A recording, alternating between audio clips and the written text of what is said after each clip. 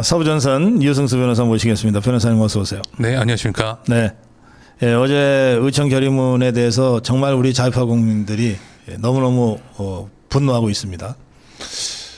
저는 장동혁 대표도 그렇고요. 자유파 국민들도 그렇고 너무 이제 우리가 좀 순진하게 생각을 하고 있었다. 네. 뭐 저만 그렇게 생각했는지 모르겠습니다만 지금 이런 식으로 결의문을 발표한다고 이 주도하는 세력들 있잖아요.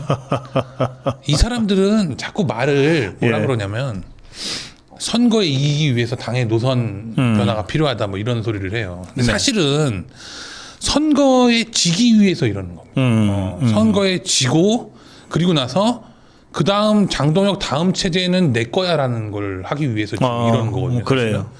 그러면 여기에 이제 우리가 이게 지금 선거를 앞두고 정상적인 인간의 행태라고 볼 수가 없잖아요. 이건 사실 여기서 뭐 국민의힘 내에서 뭐 저륜을 하든 친윤을 하든 그게 지금 선거에서 어떤 영향을 미칠지는 뭐 어떤 입장을 오히려 명확하게 밝히는 것 자체가 사실은 전략적으로 조금 불안정할 때가 있죠. 사실 그렇습니다. 그런데 이제 부득불 어떻게 보면은 그 실체 없는 중도 입장에서는 관심도 없는 이 부분을 가지고 계속 물고 늘어진다는 거는 결국에는 끌어내리고 선거 이유를 준비하는 거다 이 사람들. 네.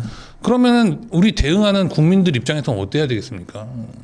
제가 드리고 싶은 말씀은 우리도 선거 이유도 생각을 해야 된다. 네. 선거는 선거대로 생각을 하겠지만 선거 이유를 생각을 해야 된다. 선거 이후에 이 사람들을 이작자들을 견제를 하고 이작자들을 비토하기 위해서는 결국에는 국민의힘 내에서 그동안 당내에서 투쟁해온 우리 자유우파 국민들이 그 중심을 잡아주셔야 된다. 저는 그런 입장이고요. 네. 계속 이제 가스라이팅을 하니까 뭐 마치 뭐 선거를 위해서 이러는 것처럼 오세훈이가 계속 얘기를 하잖아요. 뭐 선거를 위해서는 뭐 당이 뭐 변화를 해야 된다도 뭐 저준해야 된다도 이런 소리 하는데 근본적으로는 이 논의는 선거하고 상관이 없습니다. 오히려 선거에 악영향을 미쳐서 이후에 당권을 장악하고자 하는 시도라면 네. 우리 또한 지방선거 이유를 생각을 해야 된다. 그리고 이 어떤 국민의힘이라는 그럴듯한 밥그릇을 그대로 통째로 넘겨주는 거는 너무나 사실은 좀 어리석은 행동일 수도 있다는 말씀 꼭 드리고 싶습니다. 예. 뭐 선거 얘기 나온 김에 한두 가지 더 해보죠. 정원호라고 있잖아요. 네네. 이자가 서울시장 뭐 후보 이제 등록을 했는데 이게 그 메시지를 보내는 게 개인정보법이나 선거법 위반 논란이 바로 제기가 됐거든요. 네네. 예, 이건 법률적으로는 어떻습니까? 저는 이걸 보면서 이게 어떻게든 수사가 이루어지고 사실은 재판을 통해서 처벌을 받아야 될 사안이라고 분명히 생각을 하는데요. 네. 그런데 벌써 언론을 통해서 작업이 이루어지더라고요. 무슨 변호사들을 통해 가지고 어떤 뭐 변호사들의 의견이다 하면서 사실상 무슨 뭐 이런 건 처벌하지도 않고 그리고 사실상 죄가 되지 않는다. 뭐 이런 식으로 벌써 의견들을 깔고 있어요. 근데 이건 말이 안 되는 게요. 예. 지금 본인이 구청장으로 있을 때 이 개인 정보들을 취득한 걸 가지고 선거 운동을 하고 있는 거잖아요. 그렇습니다. 이거는 누가 보더라도 개인정보보호법 위반이고요. 예. 그리고 공직선거법을 보면은 직무상 공직에서 취득한 정보를 선거운동에 이용하지 못하게 돼 있습니다. 네, 네. 그런데 그 정보가 개인정보를 배제한다라는 조항이 없어요, 전혀. 예. 그러면 당연히 개인정보, 휴대전화 번호나 이런 것들은 당연히 개인정보에 해당한다라는 게 뭐 명확한 판례로 나와 있는데 네. 그러면은 당연히 공직선거법 위반이 될 수 있는 것이고요. 공직선거법 위반이 된다면 당연히 처벌을 받겠죠. 이거는 지금 부정선거 운동에 해당하기 때문에 그 처벌도 3년 이하 또는 지금 몇백만 원 이하의 벌금에 처하게 돼 있습니다. 그러면 상당 지금 여지까지 이런 예가 없지 않습니까? 공무상에 우리나라 개인정보보호법이 사실은 어떤 공공정보까지도 전부 다 통합해가지고 보호하는 법률로 정해진 겁니다. 신설이 될 때. 그렇기 때문에 지금 이러한 행위도 마찬가지로 법 위반의 사유가 됨이 명확함에도 불구하고 지금 무슨 언론을 통해 가지고서는 계속 이상한 움직임들이 있습니다. 뭐 처벌이 안 된다는 둥 이런 것들은 뭐 경미하기 그지없기 때문에 사문화됐다 뭐 이런 황당한 소리들이 나오는데 이재명식 해석이다 저는 그렇게 생각하고 있습니다. 알겠습니다. 자, 이 이재명이가 갑자기 검찰 개혁 관련해서 뭐 초과상관을 태우면 되니 안 되니 뭐 이런 얘기를 늘어났어요. 또 그런가 하면 이 재명인의 마을이나 이 친명계 쪽에서는 김어준이를 아예 반명수계라고 부르면서 뭐 고발을 한다 그러기도 하고요. 이 상황은 어떻게 보세요? 이런 고품격 채널에 나와서 이런 말씀이 그렇지만 놀고들 있다. 쉽게 말해서. 이게 지금 검찰 개혁이라는 거는 애초부터 예. 지 입맛대로 입맛에 맞는 검사들을 살려둬서 결국에는 이재명 검찰을 만들겠다는 이유였잖아요, 사실. 네. 예, 그리고 그걸 가지고 한 해 만에 하는 거는 사실은 장난치는 것이고요. 지금 김어준을 고발했다는 것도 사실은 그 내용을 보면은 네. 그냥 법률가로서 볼 때 죄가 안 됩니다, 그게. 그래요. 그러니까 또 그걸 또 김민석이가 냅다 아는 거죠. 이게 안 된다. 그러니까 죄가 처벌 불어난다. 그러니까 오히려 이거 뭐 우리 어준 씨가 그럴 수도 있지 하면서 내가 대승적인 차원에서 이걸 갖다가 다 그냥 포용하는 식으로 얘기를 하는데 결국에는 이 실체 내막을 보면은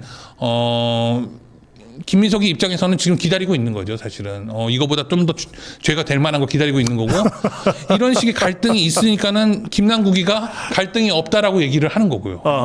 결국에는 어떤 이 권력이라는 거는 뭐 잘 아시겠지만, 그 권력이 크면 클수록, 비대하면 비대해질수록 점점 더 분열하게 돼 있습니다. 지금 분열이 시작됐다. 그리고 근데 김어준은 사실 어떤 그 김민석이나 이재명보다 자기가 머리 꼭대기에 있다고 생각하는 자거든요, 이자는. 그렇기 때문에 앞으로도 주목해서 본다면은 어준이가 한 건 할 수도 있을 거라고 생각합니다, 저는. 네. 그렇지. 김어준이라는 자는 자기 외에 아무도 없다고 생각하지. 뭐 문재인 형 그러고 있는데요, 뭐. 아니 그것도 꽤 오래전 일인데 저하고 토크 배틀 할 때 2011년이에요. 네네. 그때 저는 박근혜 후보가 대통령 된다고 이제 예측하면서 토론을 했는데 이 김어준이가 나 문재인이 끌어내서 내가 선거 이길 거야 막 그러더라고. 그러니까 뭐 지그들끼리는 뭐 재인이 형 어쩌고 이럴지 모르겠는데 이 김어준의 머릿속에는 쟤는 그냥 내가 쓰는 말이야. 이 정도 생각하고 있는 거예요. 그 정도 이제 어그로를 끌어야 사실 구독자가 느는 거죠, 사실. 우리가 그러질 못해가지고 제가 이 모양 입고를. 그렇구나. 자, 그건 그렇고. 이제 이란 사태와 관련해서 이게 장기전 조짐이 보이면서 우리 국민들이 정말 힘든 국면으로 접어들고 있는데요. 특히 유가는 뭐 지금 뭐 2,000원을 다 찍어버렸잖아요. 네네. 그런데 이재명이가 갑자기 30년 동안 한 번도 사용하지 않았던 그 가격 상한제 이거를 들고 나왔어요. 그런데 이건 기본적으로 이제 이재명이라는 사람은 그 경제에 대한 이해 자체를 하려고 하질 않거든요. 그러니까 이제 기본적으로 자유시장 경제가 어떻게 돌아가는지 자체를 네. 이해를 하기는커녕 오히려 말살해야 된다라고 생각하는 사람입니다. 즉 뭐냐면 항상 머릿속이든 입 밖으로 나오는 걸 보면은 네. 항상 국가가 개입을 하지 않으면 국가는 존재의 의미가 없다라는 얘기를 입버릇처럼 달고 삽니다. 그래서 지금 이것도 마찬가지거든요. 상한제라는 거는 지금 상한제를 정해서 결과적으로 그 차익이든 통제된 금액에서 발생한 손해나 이런 것들은 누가 보전을 한다는 건지에 대한 얘기가 있어야 되는 겁니다. 안 그러면은 그냥 떠안으라는 얘기밖에 안 되거든요. 누가 떠안든 간에 그거를. 예. 결국에는 그런 얘기에 대해서는 아무 논의가 없어요. 결국에는 자기가 떠안지 않으면 이재명 본인 주머니에서 나가는 돈이 아니면 얼마든지 그냥 국가가 개입해서 손해를 감수하게끔 해도 된다라는 생각을 하고 있습니다. 그런데 이 문제만으로 이 지금의 경제 위기나 아니면은 외부적인 불안정성이 해소되지가 않죠. 이재명이 그렇게 해서 될 거라면은 왜 지금 국제적으로 어떤 비추기를 푼다든가 이런 전략적인 경제 전략을 왜 세우겠습니까? 네. 그런데 이재명은 끊임없이 지금 계속해서 국민들에게 사실은 이 위기조차도 본인의 정치적인 이익을 위해서 국민들을 호도하고 있는 거죠, 사실은.